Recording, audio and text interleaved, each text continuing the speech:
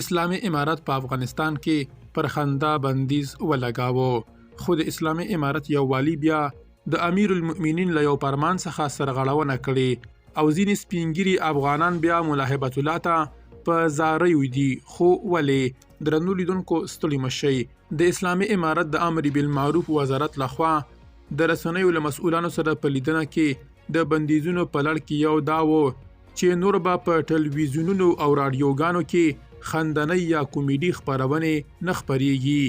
کومیډي خپرونې یې د دینی امرونو خلاف کار بللی او سملاسي په کابل او یو شمېر ولایتونو کې ځینو ځانګړو ټلویزیونونو دغه خندنۍ یا کومیډي خپرونې بندي کړي دي.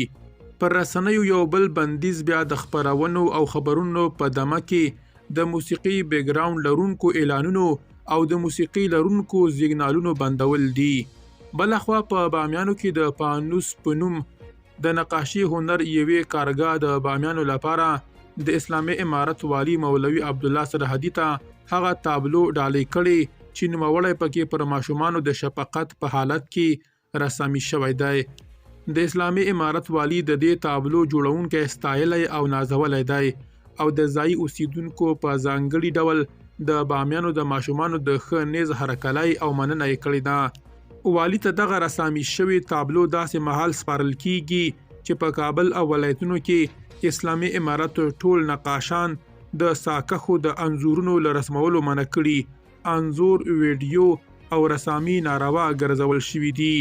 د افغانستان د متقاعدانو ټولنې په استازیتوب یوه ډله متقاعدانو یو ځل بیا په یوې اعتراضیه غونډه کې د اسلامي امارت له اړوندو ادارو غوښتي چې د دوی د تقاعد برخلیک روښانه کړي. دغه متقاعدان وایي ساړه ژمي او بېوزلۍ یې ژوند تریخ کړی او بالاخره باید د دوی له تنخوا څخه ګرځول شوې پیسې ورته ورکړل شي. واک ته له رسېدو سره سم د روان کال تر پیله پورې اسلامي امارت د تقاعد قانون د توشیح کېدو ژمنې ورکولې، خو بالاخره د روان کال په پیل کې ملاحبت الله تقاعد ناروا اعلان کړ او حاضر نه دي چې متقاعدانو ته خپل حق ورکړي. درنو لیدونکو له مالتیا مو مننه.